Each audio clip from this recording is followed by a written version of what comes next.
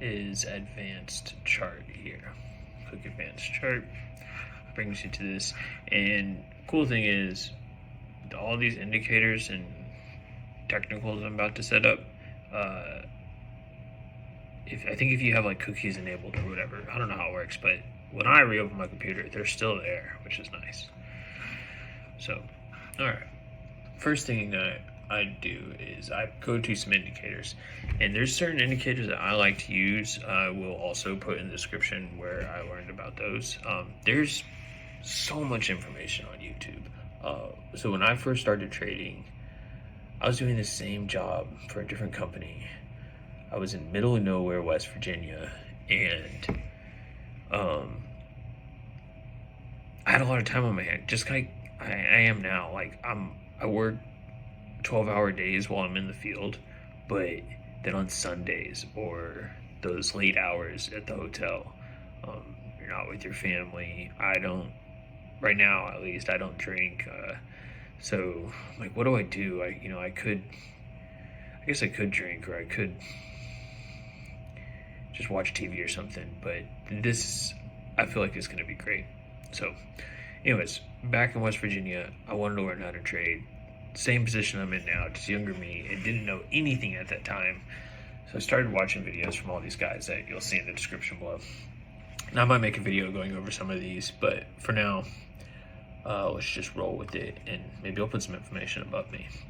The first indicator I like to throw on the chart, and this one goes actually on the chart, is called the Bollinger Bands. And what Bollinger Bands do, I'm saying this before I put I'm definitely putting the definition above me, but what I'm saying is my interpretation, and then we'll see how close the actual is. So Bollinger Bands, they show you on the chart a moving average and then a deviation from that moving average above and below. And the moving average, it's an average based on a period of time. That's what you'll see here, period. So for example, if I'm looking at this minute chart, a period to average for the line is going to be over 20 minutes, if I'm understanding that correctly. Like I said, I'm not an expert in this. I watched some YouTube videos myself. I've kind of an understanding, probably even worse though, at explaining what I think I know. I've always left it on 20. Might be better ways to do that with some of the other indicators. I'll think about it. But I like to put the Bollinger Band top as red, and I'll tell you why here in just a minute. And the bottom Bollinger is green. And we'll hit done.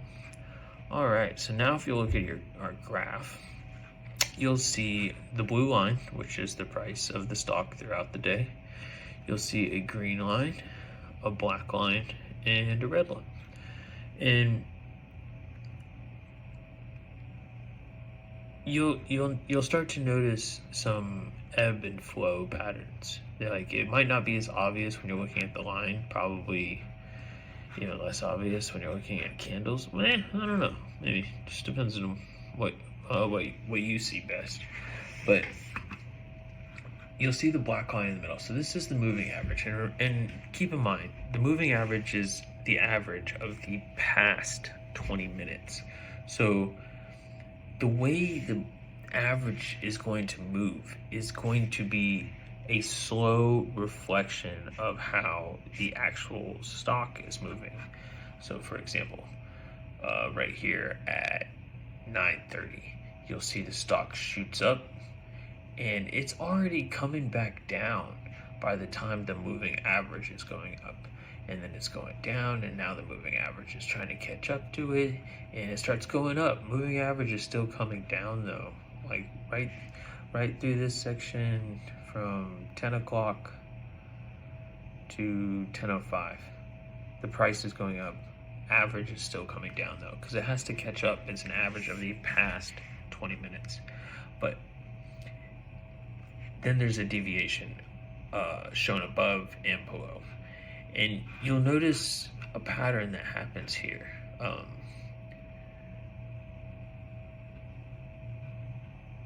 Whenever the price tends to get close to a deviation, or let me rephrase, whenever the price gets close to a deviation border, whether high or low, it's not saying always, but I mean, we'll see here, there tends to be a reversal. So you'll see the prices going up here, got hot, hit the top of the band, came down to the moving average, bounced off the moving average, hit the top of the band, came back down again. This time it went way above the moving average, or the upper deviation, and you'll notice it came way down after it, and then after hitting the new low, came back up, back down, back up, back down. And that's what we're looking for those 0.5% swings. So I was trying to do in this trade, but you'll see why I really amateured it up. I'm getting there though. Just want to get some basic information caught up, and I probably won't do this again for future videos. I just, kind of practicing talking with y'all as well. So, all right. This is one of the indicators I like. It can be, the classic saying, buy low, sell high. How does this indicator tell you that? Oh, actually, I'll put that above me. How to trade with Bollinger Bands. Boom. There you go. All right, next indicator I like to have is RSI. And RSI stands for Relative Strength Index. Again, I'll put the actual definition above me, but here I go and trying to explain it. Relative Strength Index. It indicates when it's strong and when it's weak.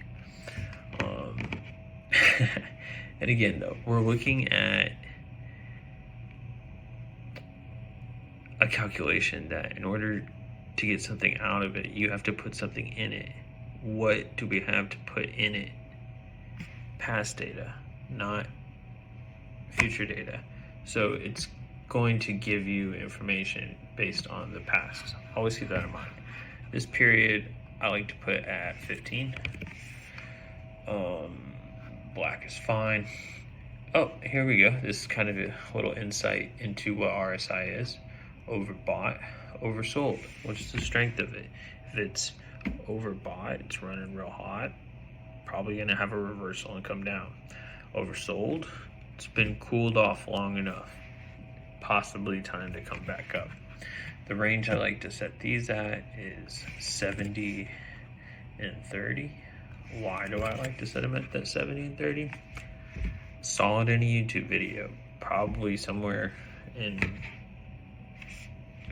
one of those videos in the description. I'm gonna do my best to try to give y'all all the information, or not even filtered information, of things that I thought were helpful, because in the process of doing so and getting back into this, I'm probably gonna be rewatching a lot of those videos myself. So overbought, that sounds like a red to me. Oversold sounds like a good time to buy to me. So let's make that green. Done. Okay. All right, so we got our Bollinger Bands on the actual graph, and then below the graph we have our relative strength index set for a 15 period. And let's see, can I zoom in a little bit? All right. So you'll see the green down here, oversold. The red up here, overbought. And let's just take a quick look at what happened here and this time that I bought. So is it just twice? Who knows of how poorly I did here? Yes, just twice. So I bought, and then I felt really good there, possibly off this information from the RSI. We're gonna add some other indicators, and we'll see if there's other things that were convincing me to buy there. But you'll see that it appears to be way oversold, and it's also at the bottom of the Bollinger Band. Two indicators that this might be a decent time to buy, And then just looking ahead, you'll see this upside down arrow is where I sold.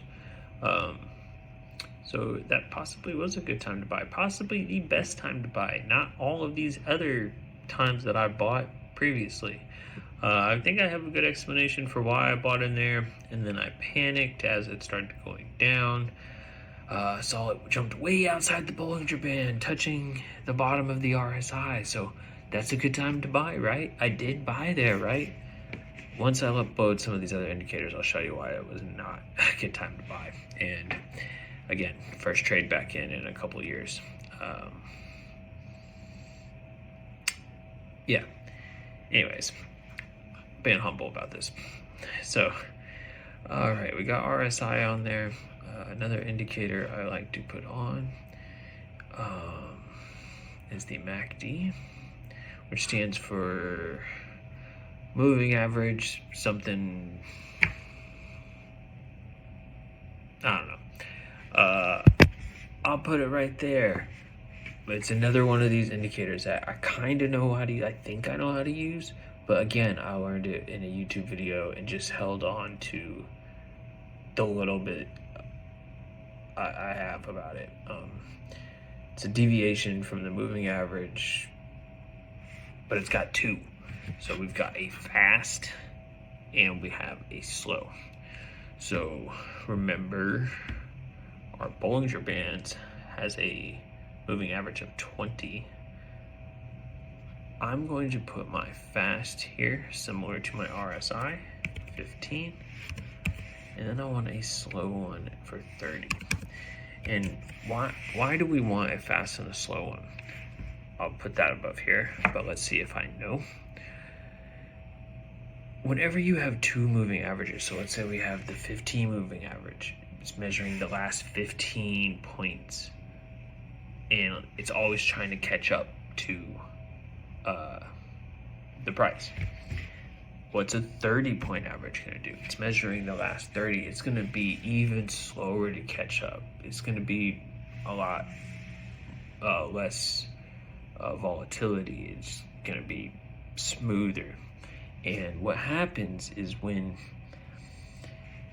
maybe, so like a lot less volatile, the 15 moving average is going way up and way down.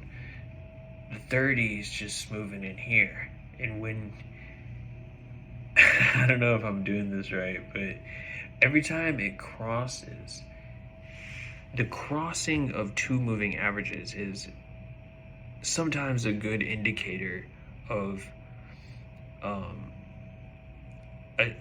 a transition from buying or selling off, and I'll show you how we use that. So we'll add that here. All right, so the black is our 15 period moving average and the 20 is the 30.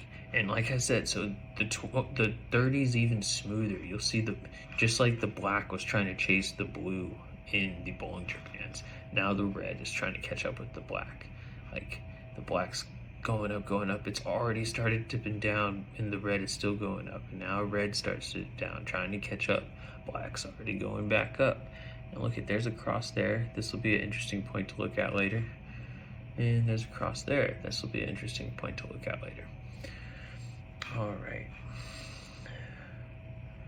Last one I'm going to add is just one more moving average.